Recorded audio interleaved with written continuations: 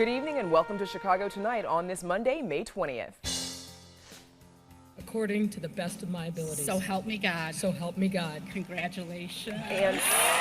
And just like that, Lori Lightfoot is Chicago's 56th mayor. We recap today's historic inauguration. According to the best of my abilities. Congratulations, aldermen and alderwomen. City council members are sworn in, as well as Mayor Lightfoot, who takes aim at council corruption. Aldermen will, of course, continue to have a voice, but they will no longer have a veto. The new mayor signs her first executive order, and some aldermen are not pleased. That was something that I've carried with me since I learned about it.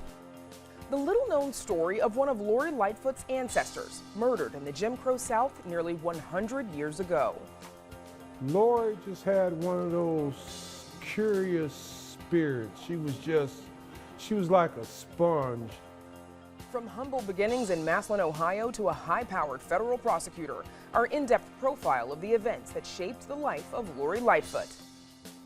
And in viewer feedback, your instant reaction to today's inaugural events. All that and more next on Chicago Tonight.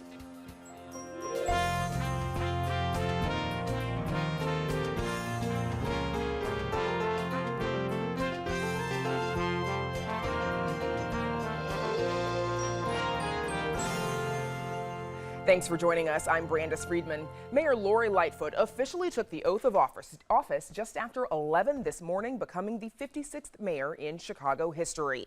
The inauguration was held at the new Wintrust Arena near McCormick Place, where the city treasurer, clerk, and all 50 aldermen were sworn in for their terms as well. Lightfoot touched upon many themes in a long and hopeful speech, with her predecessors and other elected officials looking on. Paris Schutz is here to recap today's events. Paris. Brandis, it certainly was an atmosphere of history and hope and high expectations in Wintrust Arena today. Mayor Lightfoot began the morning greeting the assemblage of elected officials on stage. As you see, a hug for both of the Pritzkers. She greeted former Mayor Richard M. Daley. A cordial handshake with her predecessor, Rahm Emanuel, and his wife, Amy Rule. And then she took the office, the oath of office that is, flanked by her wife, Amy Eshelman, and their daughter, Vivian. And she gave a rousing speech that clocked in nearly 40 minutes, hitting on themes of unity and reimagining the 4 stars of the Chicago flag to mean new things like safety, education, stability in finances, and integrity of government. And she received her strongest reaction in her speech when she condemned City Council's culture of pay-to-play and patronage, saying not only was Chicago finally ready for reform, but reform had already arrived. When public officials cut shady backroom deals, they get rich, and the rest of us get the bill. When some people get their property taxes cut in exchange for campaign cash, they get the money, and sure enough, we get the bill. The family with the bungalow, the lady who runs the hair salon, the guy who owns the store on the corner. They aren't powerful or big or well-connected, but they end up paying when our government is corrupt. These practices have gone on for far too long, and this practice breeds corruption. Stopping it isn't just in the city's interest, it's in the city council's interest.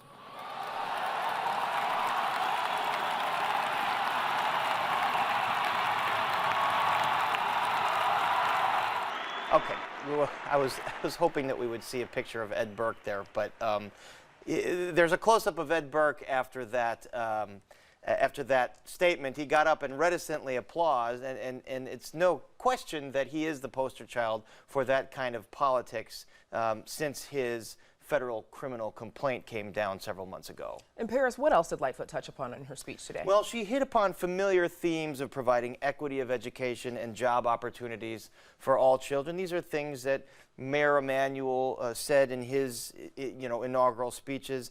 She talked about a new deputy mayor for public safety, someone who would sort of bridge all the different departments of the city to tackle this issue. Part of that strategy, according to Lightfoot, deals with going back on decisions that her predecessor made to close mental health clinics. And while we will specifically address the gun violence, we will not limit our efforts there. The devastation of violence is far and wide, which is why we will reach out and support the growing community of victims and witnesses. We must recognize the importance of providing transition for our returning citizens, and will accelerate the development of a trauma-informed city, starting with repairing our broken mental health safety net. The most emotional moment, Brandis, of this speech came when she talked about her 90-year-old mother, Ann Lightfoot from tiny Massillon, Ohio, whom she referred to as her greatest inspiration. And Mom, most importantly, you and Dad told me that I could be anything that I wanted to be. That I could not be held back by my race, gender, or family financial status. That I should hold my head up high and not let anyone else dictate my destiny or my future. Now, Ann Lightfoot is a familiar person for viewers of this program. In our biographical documentary of her, of Lori Lightfoot, Ann featured very prominently, and we will run that documentary just a bit later in this show.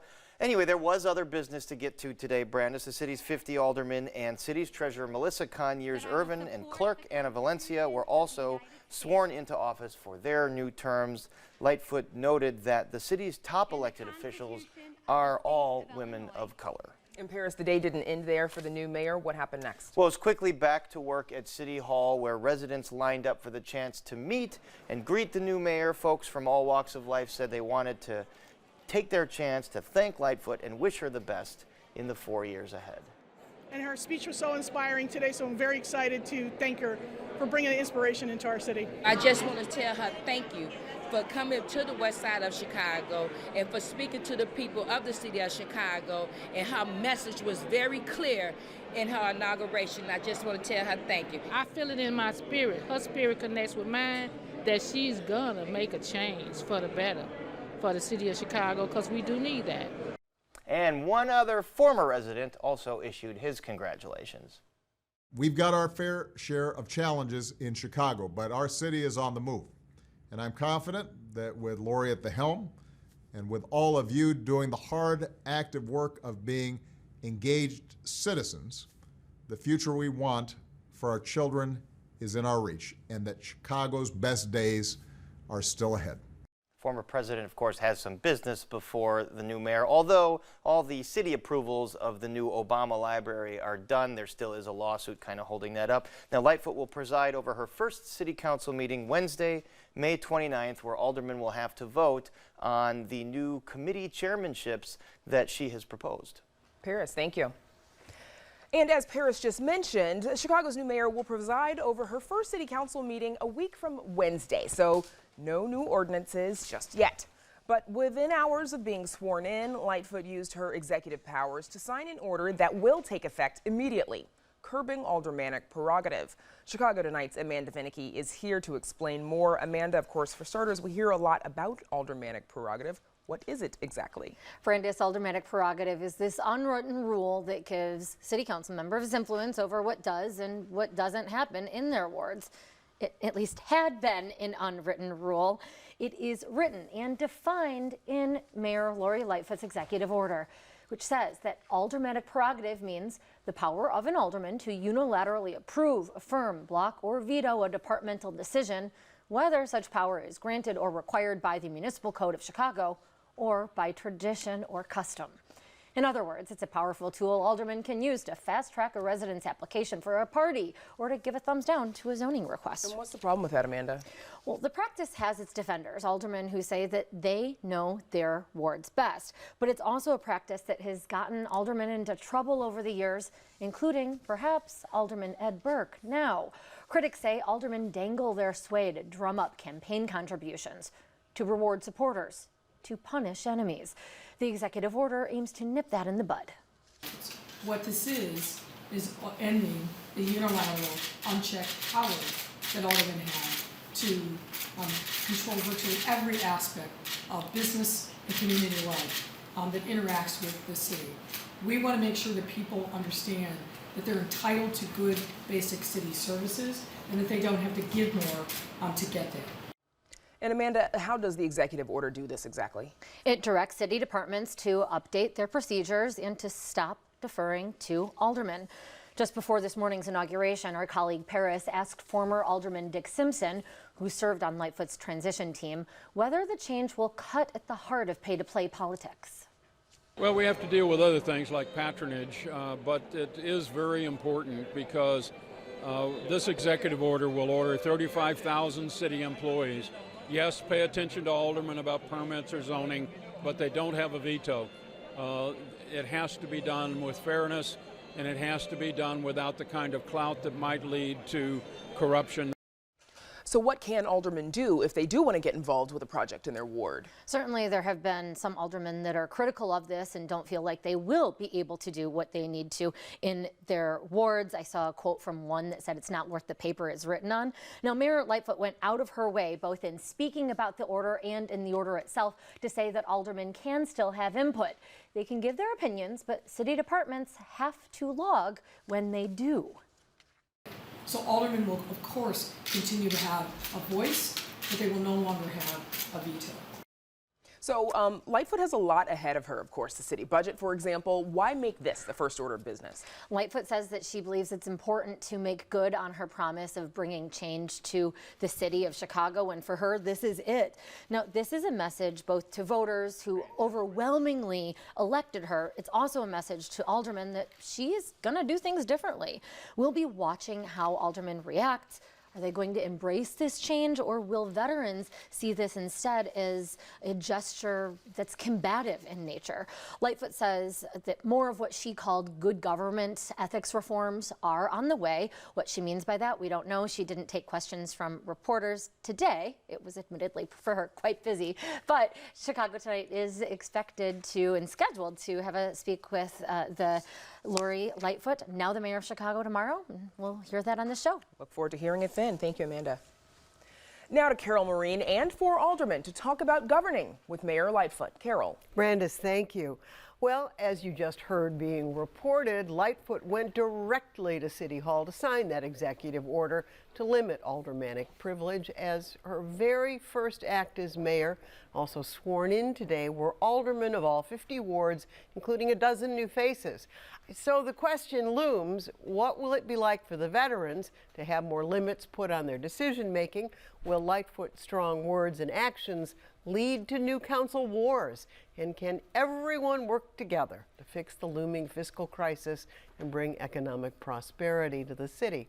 Here with some answers, 32nd Ward Alderman Scott Waguespack, chairman of the Progressive Caucus, and Mayor Lightfoot's pick to head the powerful Finance Committee. He was first elected in 2007. 43rd Ward Alderman Michelle Smith, who Mayor Lightfoot wants as the chair of the Committee on Ethics and Good Governance. This is her 3rd term on City Council. 14th Ward Alderman Raymond Lopez, who was sworn into his 2nd term today, and newly elected 1st Ward Alderman Daniel Laspada, one of the City Council's Democratic Socialists. Welcome all of you to Chicago tonight. So I was watching all of you on that stage, and then as the bagpipes walked out and you left, I had to wonder, what was the chatter back there about how that speech went over? Alderman Waguespack, what'd you say?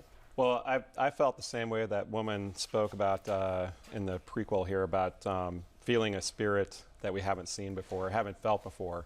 And I felt great when she got done. I think it was one of the best speeches I've heard.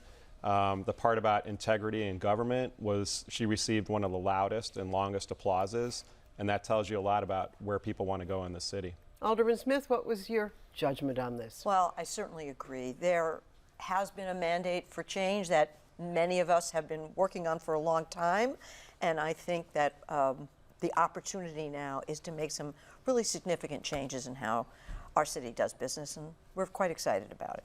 Alderman Lopez, are you quite excited?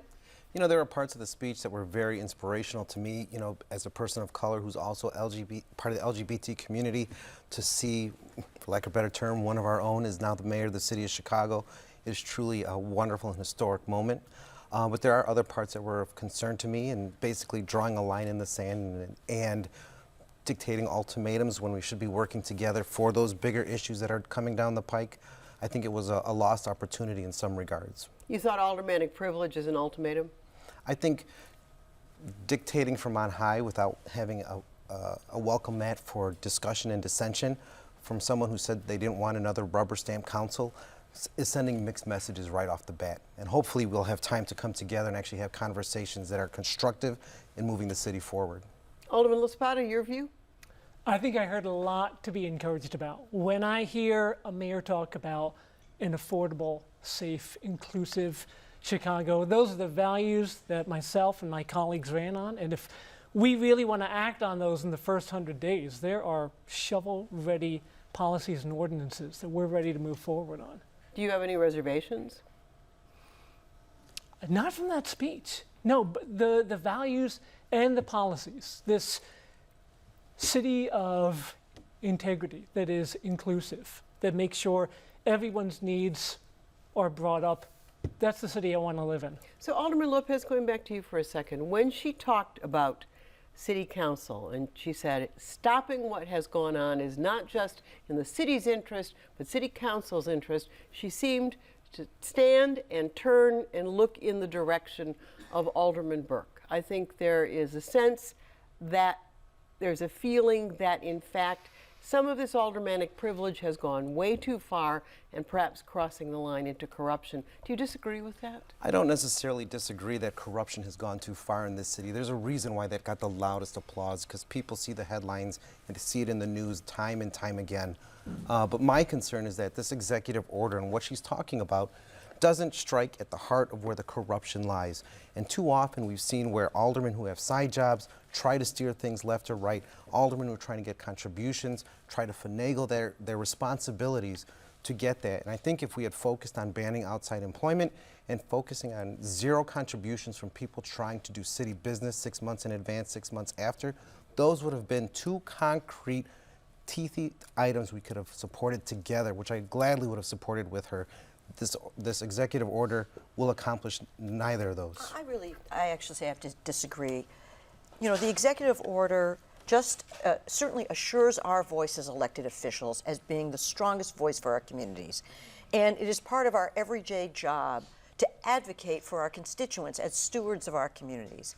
None of that is not only is it appropriate, it's actually what we're elected to do as elected officials.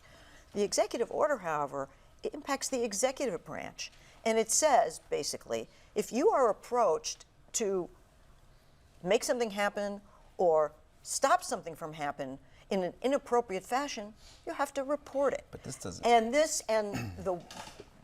And by requiring logging of our conversations, I think that's a really good way to both document and to help be a prophylactic against corruption.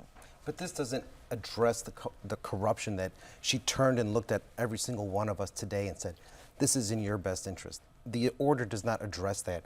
And most of the time, our communications with departments are already recorded because all of our emails, all of that is FOIA-able You didn't anyway. like the turn to looking at all of you. I think giving us all the side eye when she turned around to make it feel like all of us are part of some corrupt group of people, as she said, all trying to line our pockets. It's insulting for aldermen who've been here for one term, who've tried to do everything right. I would be insulted if I had just gotten there and already been thrown under the bus as being a corrupt alderman simply because I won. You know, if there are issues she has with individuals, which we know she does, one in particular, Ed Burke, then deal with that. Go for the meat of what you need to get to, and not just give everyone a blanket cover and say you're all corrupt, your system's corrupt. Out with all of you. Let me switch gears here. Alderman Waggy-Speck, the new mayor, wants you to head the most powerful committee of all, the Finance Committee, one that Ed Burke controlled for decades.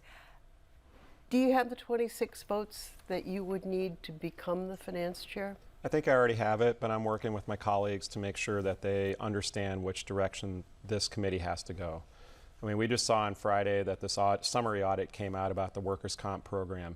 And it's pretty bad shape. And I think as more people learn about how things were being run in the committee, we know we can do a lot better. That's what I'm committed to. Just a side question, why didn't the whole audit come out? Where is that?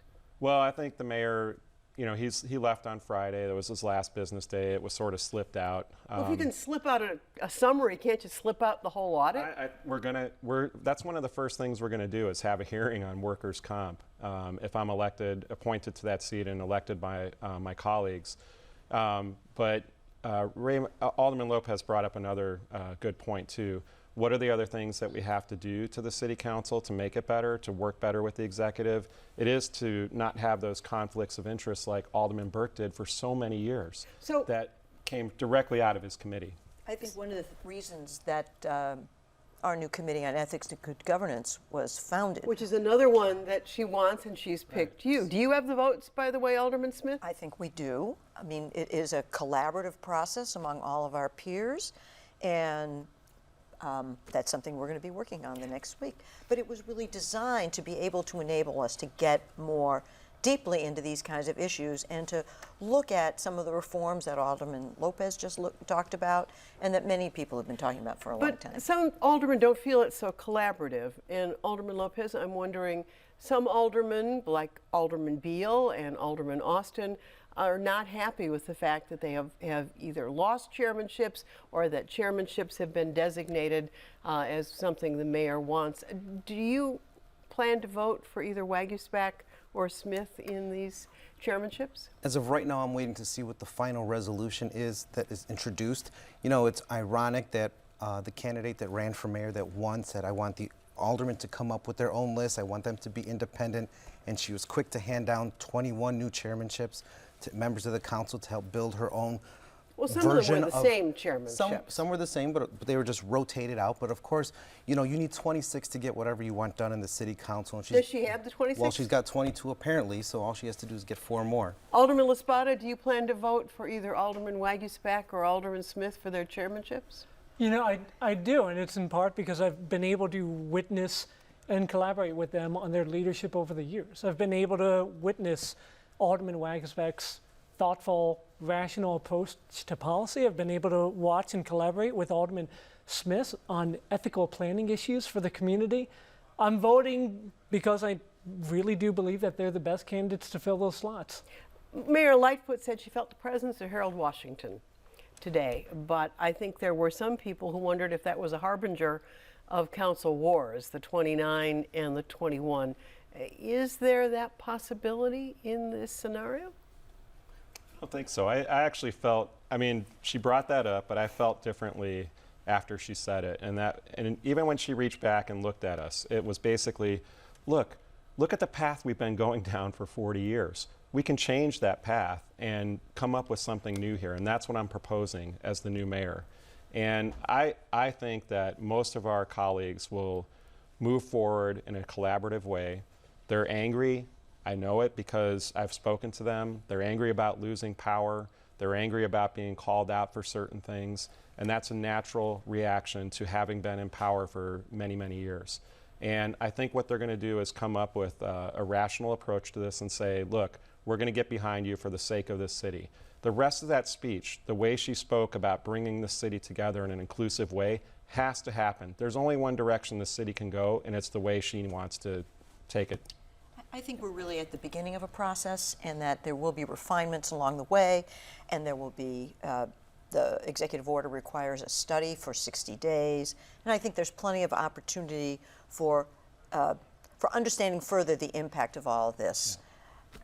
Yeah. Go ahead. I just wanted to say, I don't think that some of the anger that I have is because I've been in power for decades. The anger that I have is because I've put my family on the line to disassociate good players from bad actors in my neighborhood so that we can isolate those who are truly a danger. And this kind of document puts us backwards.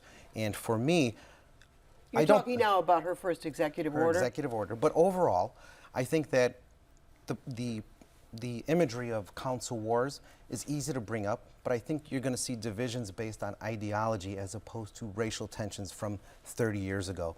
I think even among progressives, you're going to have individuals who might support you today but will not be with you tomorrow, and I think that she will be in the 30-20 range, but it will always be because she needs a constantly revolving coalition to move her agenda forward. Speaking of coalitions, let's talk about the Socialist Democrats or the Democratic Socialists, whichever way. Are you, as a bloc, there's 6 of you, right? Yes. And there are 12 new aldermen. So, Alderman LaSpada, what role will the Socialists play in this scenario? You know, I think the goal is to really create a dialogue about the kind of city we want to live in, about the kind of policies that get us towards that city. I think all of us realize, although we come to it from a particular ideological political perspective, we still need 26 votes at the end of the day to pass the policies that move this city. And so the goal is always going to be collaboration. But at the same time, the socialist agenda is to put more into social services, and there's a question of whether it's an unrealistic ask given the budget problems. There's a question of a $750 million hole in the budget, and whether you're progressive, socialist, or neither, that you're going to have to raise taxes. I mean, the good thing is that we saw those values, whether they had the label democratic socialism applied to them or not, expressed in the mayor's speech. Democratic decision-making, public solutions for public problems, that's the language I heard coming from our mayor today. And so I really believe that she wants to pursue the kinds of issues and solutions I'm hoping for. Let me just ask a yes or no question. Are taxes going to have to be raised?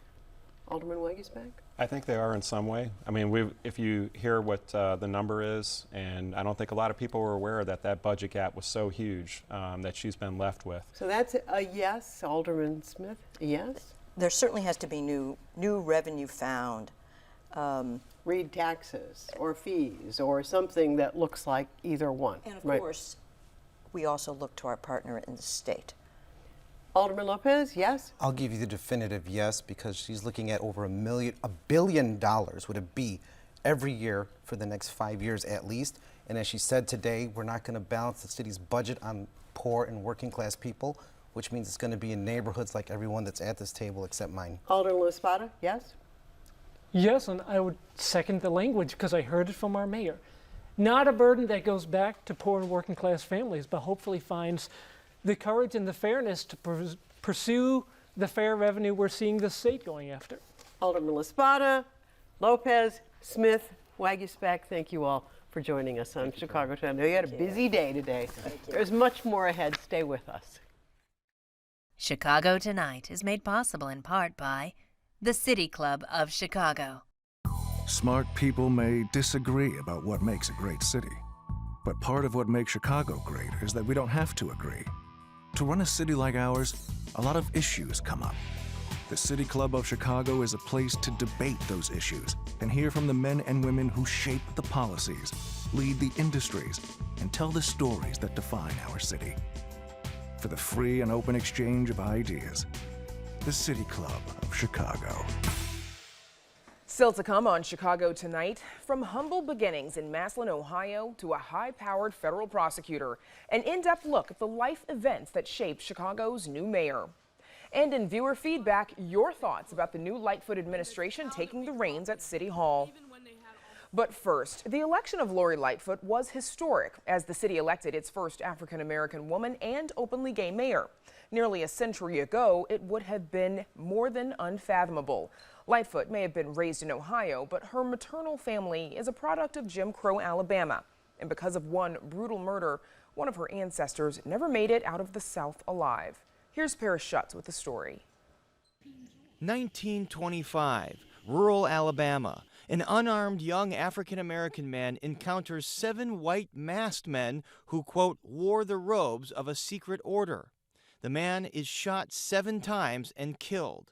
His name, Thomas Lowry. One day, you will stand on my shoulders, as I stand on the shoulders of so many. The shoulders of strong black women like Ida B. Wells, Gwendolyn Brooks, and Annie Ruth Lowry. Annie Ruth Lowry was Thomas's widow and Lori Lightfoot's maternal grandmother. Lightfoot says she had to dig to discover the tragic incident in her family's past. It was something that was I was aware of from my family and talking to my grandmother. It was something that frankly wasn't talked about. It happened in a tiny town south of Montgomery, Alabama. According to reports at the time, the only reason given for the punishment by the masked men was that Lowry was drinking whiskey, and they told him if he did not stop, that they would kill him. Annie Ruth Lowry subsequently moved north to raise her family in Ohio. Lori Lightfoot says the tragedy is something Annie Lowry kept to herself for most of her life. When I learned about it, my grandmother was in her late 80s.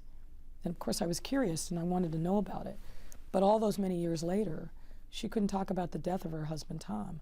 One man named Maxie Miller was charged with Lowry's murder, but it is unclear whether or not he was ever convicted. What is known is that Miller was charged again years later in another racially motivated crime. Lightfoot says the story profoundly affected her. The details that I learned about it were from my mother's older siblings, my sisters, and my sister, as I said, dug into the details, found out the name of the man, where he was, what his family was. So that was something that I've carried with me since I learned about it. Just one of the events that shaped the life of Chicago's new mayor. In a moment, many more biographical details about Lori Lightfoot. Don't miss one of our stories. Get them all delivered to your desktop or mobile device with a subscription to the WTTW News Daily Briefing. Go to WTTW.com/Daily Briefing and sign up.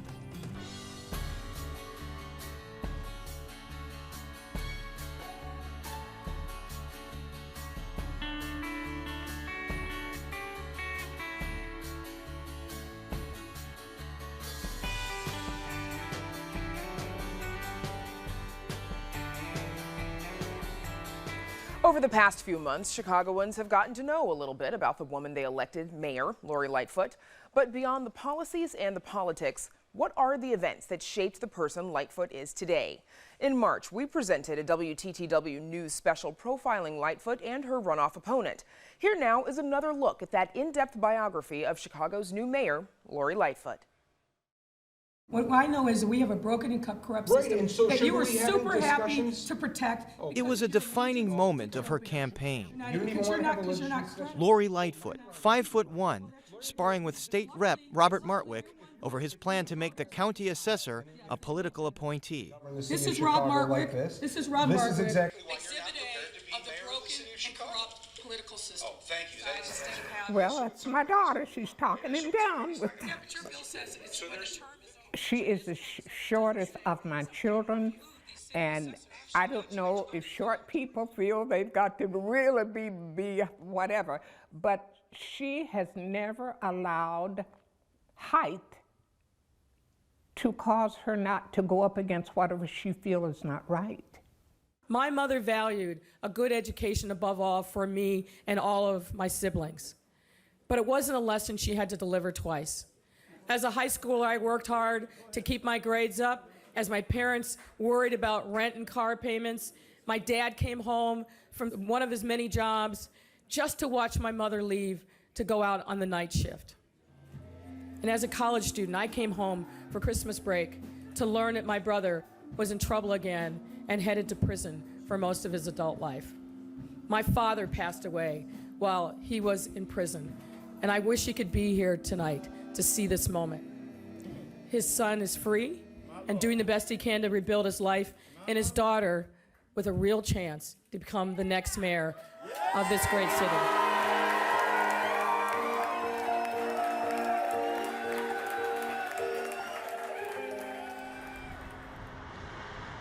Lori Lightfoot's story begins 350 miles east of Chicago in the small city of Massillon, Ohio. This is where her mom, Ann, worked overnights as a nurse's aide, and her dad, Eli, dreamed of becoming a lawyer. His daughter would one day realize that dream, but a case of meningitis robbed Eli of his hearing, and he was left doing a lifetime of janitorial work at local factories. My father was super intelligent. I mean, I can only imagine the level that he would have excelled if he didn't lose his hearing. Lori was much younger than her three siblings, but she was always very close to her big brother, Brian. Lori just had one of those curious spirits. She was like a sponge. Massillon, Ohio was segregated, but Lori's mom insisted on raising her family in a predominantly white neighborhood. I flatly refused to go in the southeast side where relatives were wanting most blacks to go. I flat refused because I wanted to let my children have a mixture of friends. There were only 2 black children in Lori's class for a long time. There was mostly white people, and that's who she made friends with. You know, she seemed like she was always one who didn't care, just tried to be friends to everyone. I think my daughter Lori is the only one of the children that are able to do that. My boys, with due respect, are still on the prejudice side. Lori's family always maintained strong ties to the African American community at St. James AME Zion.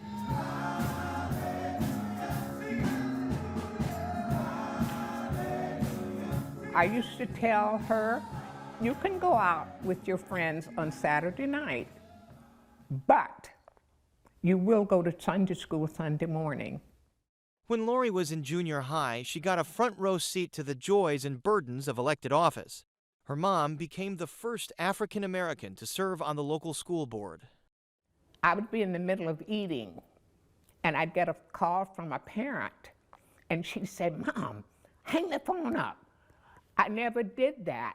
The person that called me did not know I was eating, but I gave my time to the individual. At Washington High School, Lori participated in nearly every activity imaginable. She was in the high school band. She played the trumpet, and then I was in band with her. Lori was sports-minded. I think she was in Latin club. And she was also in the choir. She was the class president all 3 years. Her campaign slogan for class president, "Get on the right foot with Lightfoot." Once elected, Lori led a boycott of the bland food in the school cafeteria. There was just not a lot of variety in the cafeteria, and we weren't happy. But it would be so typical of Lori to say, well, we need to do something about this. She was the starter of that boycott. You know, it was so exciting for us to boycott the cafeteria for a day. But she not only started it, she had quite a few following her. And we did it, and I don't know if she got suspended. We got a detention. The principal called and told me, I thought, I don't believe that child did that. But it was very successful, and we got pizza. As I recall, we got better pizza. But it was Lori's gift for academics that would ultimately set her apart from her peers. I was upstairs, it would have been in the spring of the year, and I heard someone crying, and I thought, oh my gosh, what's going on? So I ran down the steps, and it was Lori. And I said, well, what's going on? She said, Mom, she gave me a B. She gave you a B? Many of Lori's friends went to local universities or skipped college altogether, but she aimed higher, the University of Michigan. I think it was a big leap because what you have to understand is, although there's a professional class in Massillon, I would still say it's primarily blue collar. So the fact that she ended up at the University of Michigan, to this day, I don't know how she ended up there. After college, it was off to Washington, D.C., where Lightfoot worked for her congressman, a Republican named Ralph Regula. I've never been a Republican, and frankly, most of the people in his office were Democrats. While in Washington, she resolved to live out her father's dream. Lori would become a lawyer. Coming from a family that struggled financially, I wanted to make sure that I had a profession that I could always take care of myself financially. In 1986, Lori Lightfoot moved to the city that she would one day hope to lead. She was accepted into the University of Chicago Law School. Despite growing up in a segregated small town, Lightfoot was immediately struck by the racial dynamics in Hyde Park. I never felt more black in my life than my 3 years in Hyde Park. Well, what I knew about Chicago was really, frankly, gleaned from the pages of Jet and Ebony magazine, and seeing upper middle class black folks dressed up in fancy attire, going to galas. That was my understanding of Chicago. When I came to the law school, it was a fence with barbed wire on top, separating us from the surrounding black neighborhoods. And she witnessed racism at the law school. In her third year, Lori learned that a partner from a large law firm had used racist and sexist language in a job interview. The firm just so happened to be a major donor to the university. And Lori was appropriately concerned about it, and she brought it to my attention. And I have to admit, as a dean, I was a little concerned about alienating a firm that was a major supporter of the law school. Lori prodded, and the firm was kicked off campus. If it hadn't been for Lori, I don't know that I would have taken that step. While in law school, Lori started to reveal a personal secret that she'd been hiding for many years. I mean, I knew that I had an attraction to women when I was in high school, but it really wasn't until I went to law school where I confronted myself, if you will. My parents were very religious. I had to wrestle for a number of years with the possibility of losing my family. Like most parents, I did not want to admit it. You accept. You may not like, but you accept. From law school, it was on to the white shoe law firm of Mayor Brown. The high-class halls were worlds away from Massillon, Ohio, but if Lightfoot felt out of place, she didn't show it. I met Lori when she was an associate here. She was a little intimidating. Lori has a kind of a reserved exterior, but as soon as I got to know her, it's nothing but gold. Lightfoot took on a number of cases at Mayor that would later provide ammunition to her political opponents. She represented Merrill Lynch against claims of race discrimination. She defended an off-duty police officer who'd participated in a barroom beating. And she worked for a group of Republican lawmakers challenging Illinois' legislative map. We're a bunch of Republican members of Congress, and certainly Lori Lightfoot's a more progressive Democrat, but we were blown away at how fair she was and how excited she was to work on this case. In this firm, no one is forced to work on something that they don't want to work on, but by the same token, you know, our clients come and they need our advice, and Lori is a perfect person to handle complex matters and do problem solving for them.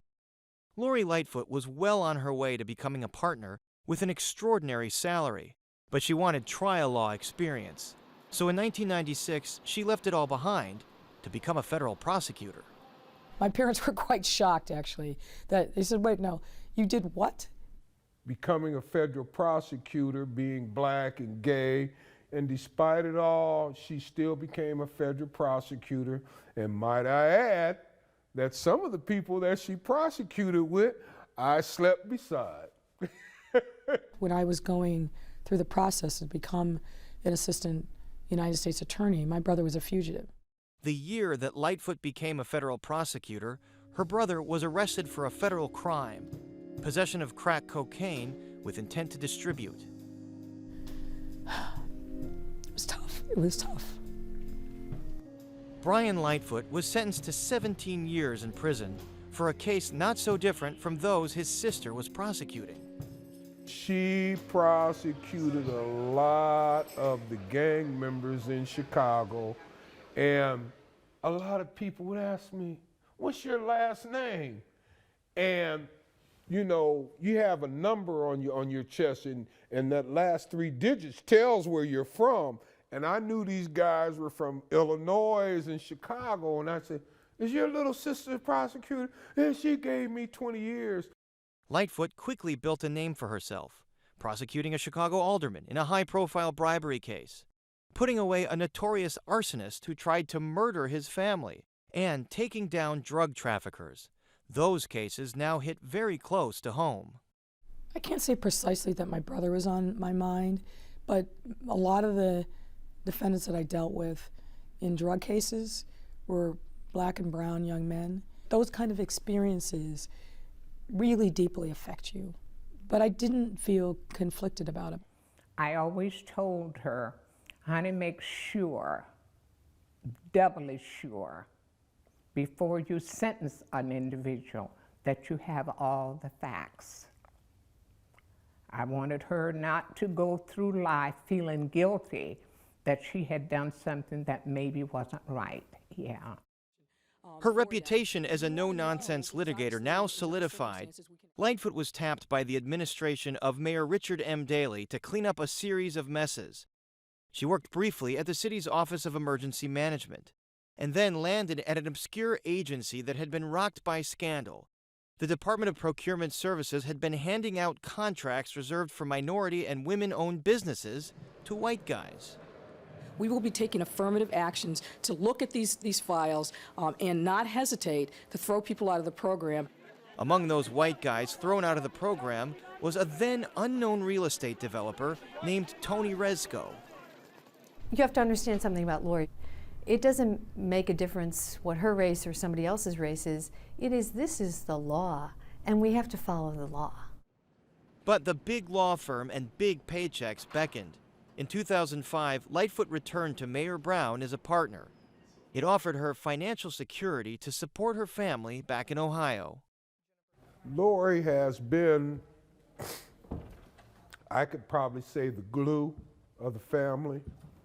Ever since my father's passing, she's kind of been the one that has taken the role that my father usually done.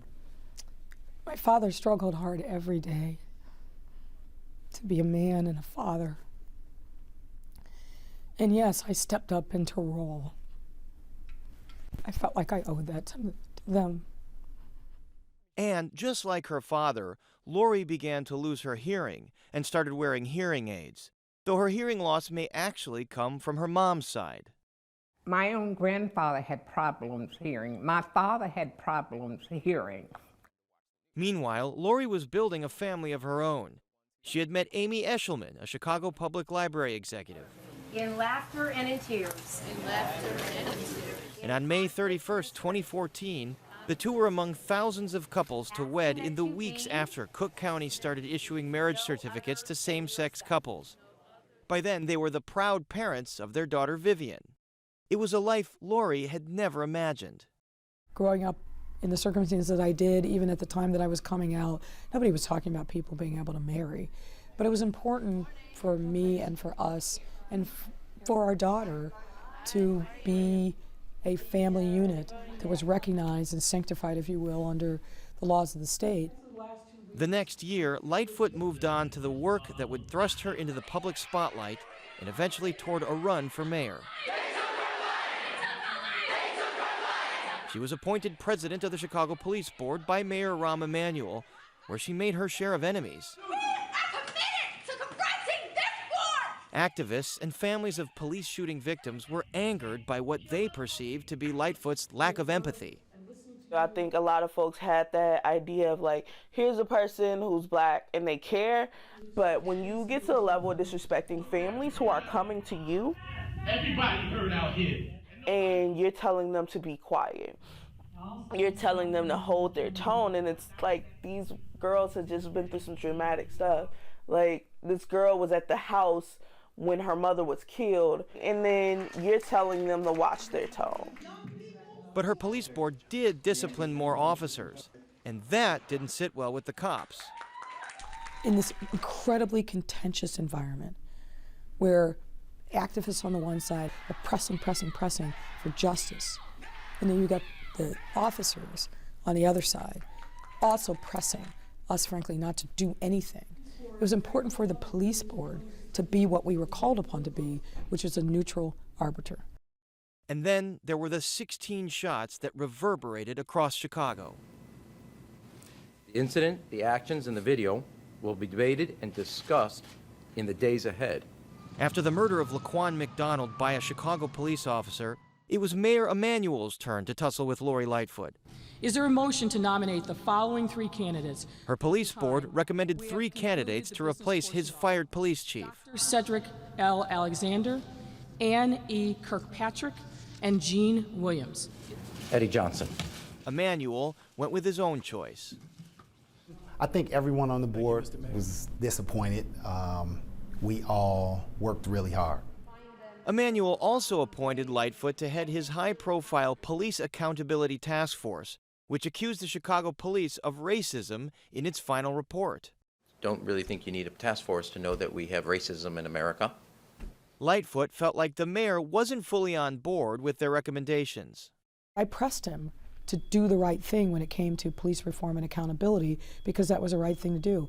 He didn't like it at all, but I'm going to still be that kid who calls it as I see it.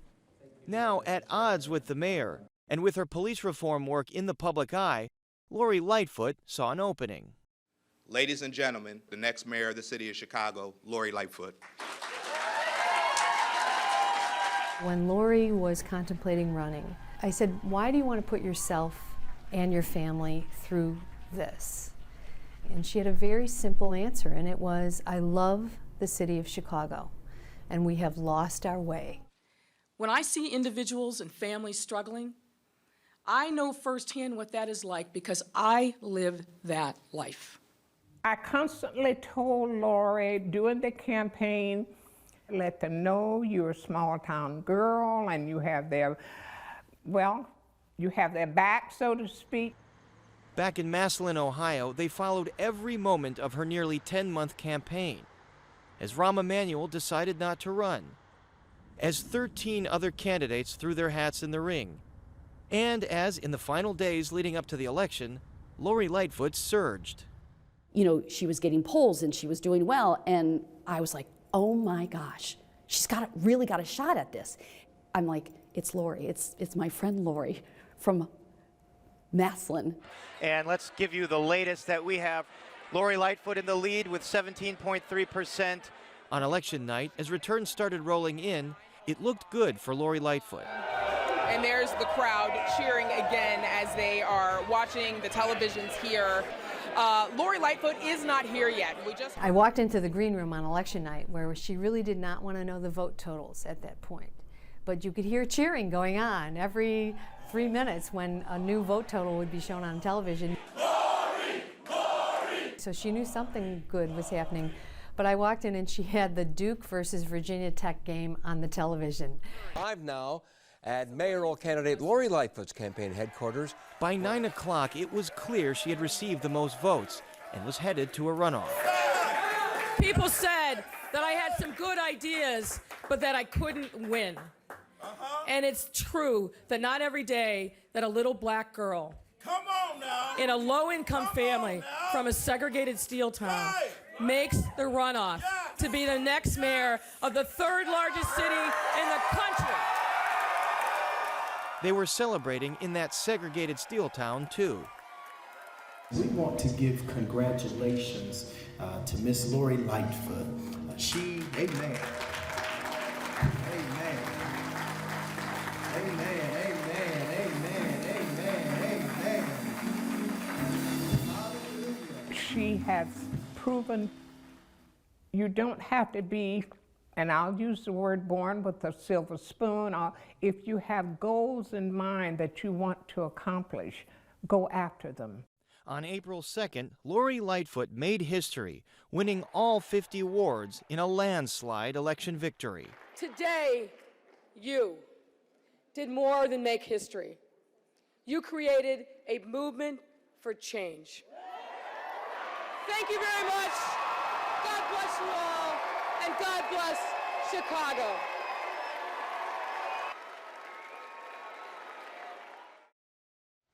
And Lightfoot is the second Chicago mayor to come out of Massillon, Ohio. Joseph Medill lived in Massillon for 6 years before eventually becoming owner and editor of the Chicago Tribune and the 21st mayor of Chicago. Before we go, some viewer feedback. Many of you commented on our website and on social media about today's festivities and the incoming Lightfoot administration. One viewer writes, "I love it. Mayor Lightfoot is in. It is a new day in Chicago." I got a little verklempt as she took the oath and introduced her mom and spoke of her parents, how great that her mom could be there. History being made. I hope she can turn this city around. Another viewer writes, and just like the previous administration, they all have to be watched with a magnifying glass regardless. That's how you keep people accountable. And could be the first time in Chicago history that a Chicago mayor, just inaugurated, actually mentioned corruption and the alderman in the same sentence. Now Mayor Lightfoot has got my attention. #RomWho. As always, we appreciate hearing from you. Join the discussion on Facebook and Twitter or post your comments on our website. And that's our show for this Monday night. Don't forget to stay connected with us by signing up for our daily briefing. And you can get Chicago Tonight streamed on Facebook, YouTube, and our website, WTTW.com/news. You can also watch via podcast and the PBS video app. And please join us tomorrow night live at 7. Want to take a dip in the Chicago River? Find out how you can get your chance this fall. And a local performer revisits his high school when he tumbles into town with the new Cirque du Soleil show. And we leave you tonight with a performance from today's inauguration of one of our city's unofficial city songs, My Kind of Town, by the Chicago Sinfonietta Project Inclusion. Now for all of us here at Chicago Tonight, I'm Brandis Friedman. Thank you for watching. Good night.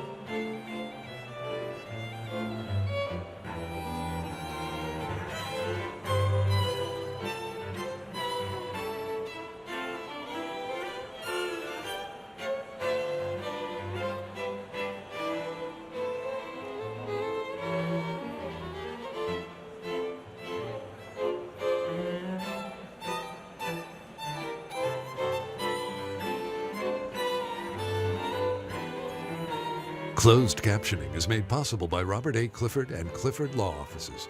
Robert Clifford is the honoree of this year's Illinois Bar Foundation's annual fundraising event that raises money to enhance the availability of justice for those without attorneys throughout the state.